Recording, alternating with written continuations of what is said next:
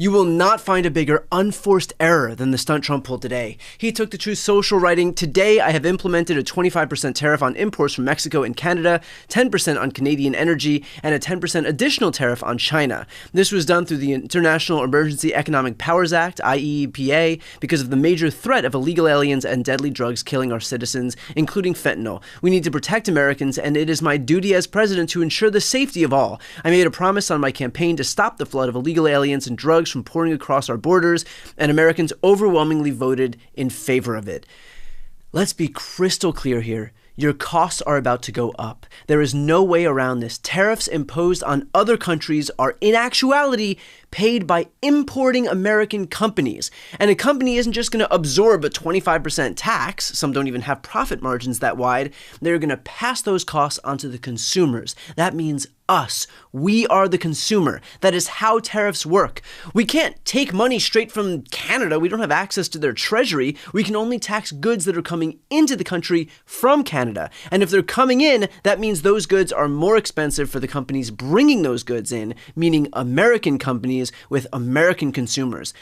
I don't know how many more times we can repeat this, but given the fact that Donald Trump is doing it anyway, it's clearly not enough. According to the Nonpartisan Tax Foundation, the consequence of today's imposition of tariffs will be an increase in taxes by $1.2 trillion over the next decade, a reduction in GDP by 0.4%, a deduction in employment by 344,000 jobs, and finally, it'll result in an average tax increase of $830 per U.S. household just this year. Think about that. Donald Trump swept into office amid promises that he would lower costs. In fact, he went so far as to acknowledge that that is why he won the 2024 election. I won on two things, the border, and more than immigration. You know, they like to say immigration. I break it down more to the border, but I won on the border, and I won on groceries. It's a very simple word, groceries. Like almost, who uses the word? I started using the word. The groceries, when you buy apples, when you buy bacon, when you buy eggs, they would double and triple the price over a short period of time. And I won an election based on that. We're going to bring those prices way down. And yet, within his first 10 days in office, he just slapped Americans with a tax of $830 per household. And so one might think that Donald Trump would have a vested interest in preventing a trade war that'll only have the impact of doing the very opposite of the thing that he was elected to do. And yet, that's clearly not a priority for him. He was asked what could prevent this trade war from happening, and here's what he had to say. President, is there anything China, Canada, and Mexico can do tonight to forestall your implementation of tariffs tomorrow? No, nothing. Not right now, no. Not a negotiating tool? No, it's not. No, it's a pure economic. We have big deficits with, as you know, with all three of them. And in one case, they're sending massive amounts of fentanyl, killing hundreds of thousands of people a year with the fentanyl. In other words, he's not even doing this for a negotiating position. He's just doing it.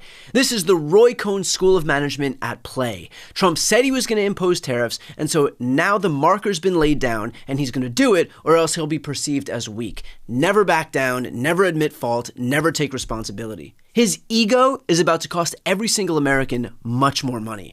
He also put on full display the extent to which he has a fundamental misunderstanding of tariffs and trade deficits. First of all, having a trade deficit isn't inherently good or bad. It just means that there was a difference in imports versus exports. U.S. goods and services trade with Canada totaled an estimated $908 billion in 2022. Exports were $427 billion, imports were $481 billion. The U.S. goods and services trade deficit with Canada was $53 billion in 2022. Again, that's not good or bad. We're certainly not suffering, as Trump puts it. It just means that we import a bit more than we export. We need more of what they're selling than they need of what we're selling, which isn't crazy. Our population is almost 10 times the size of Canada's, which only has about 40 million citizens. We've got 350 million. If anything, a $50 billion trade deficit given that disparity is shockingly small. But there's no rule, economic or otherwise, that there can be no trade deficit. It's just a matter of what one country needs versus what they don't. Trump thinking that this is an example of us suffering goes to show that he either doesn't understand how trade deficits work, or he does, he's just content to lie to people about it. And by the way, when I say that every American will be impacted, this is why. Look at the top U.S. imports from Canada. Crude oil, vehicles, machinery, plastics, wood, iron, steel. We also import breads, meats, gold. That means gas prices, energy prices, food prices, car prices, and jewelry prices are all going to rise. From Mexico, we import vehicles, parts, computers, crude oil, and fruits and vegetables. That means gas prices, energy prices, computer, electronics, and food prices are going to rise.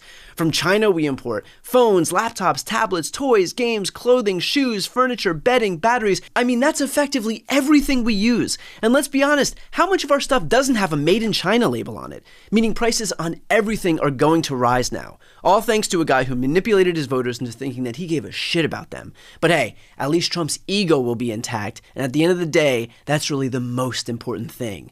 And as if high costs weren't enough, think about the collateral impacts from Trump's last trade war. A suicide epidemic among Midwestern farmers was exacerbated by Trump's first-term foray into tariffs. According to USA Today, U.S. farmers are saddled with near-record debt, declaring bankruptcy at rising rates and selling off their farms amid an uncertain future clouded by climate change and whipsawed by tariffs and bailouts. For some, the burden is too much. Farmers are among the most likely to die by suicide compared with other occupations, according to a study by the CDC.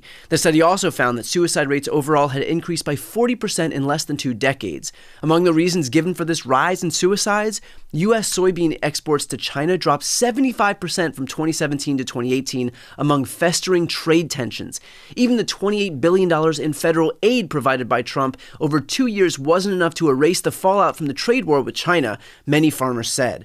In fact, here's Tennessee's Department of Agriculture commissioner back in 2019 discussing the impacts of the trade war on farmers and the Trump administration being forced to make those farmers whole by using American taxpayer dollars to bail them out. 60% of our exports were going to China. Trade wars started that effectively lost soybean, corn, took a big hit. I mean, it really, and all farmers in the whole country were affected, and especially those that grow a lot of row crops in West Tennessee. At least some reports that they're making progress with China now. Even if that progress is made and you reinstitute that market, it's going to take some time to get it back developed.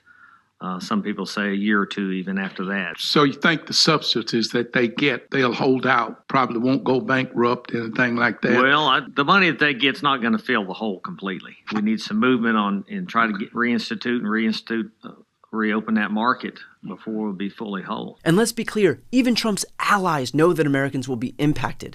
The U.S. Chamber of Commerce, by no means a liberal institution, wrote, "The president is right to focus on major problems like our broken border and the scourge of fentanyl, but the imposition of tariffs under IEEPA is unprecedented, won't solve these problems, and will only raise prices for American families and upend supply chains. The Chamber will consult with our members, including Main Street businesses across the country impacted by this move, to determine next steps to prevent economic harm to Americans.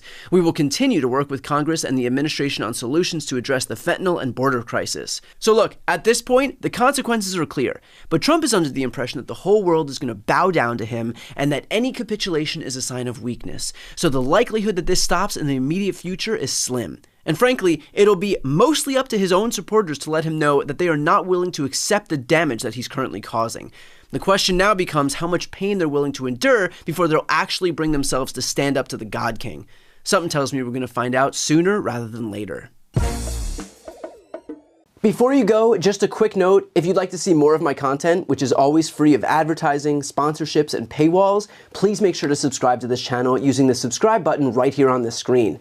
And if you'd like to support my work even further, you can grab a copy of my instant #1 New York Times selling book, Shameless, available for sale right now. That link is also on the screen. Thanks so much for watching.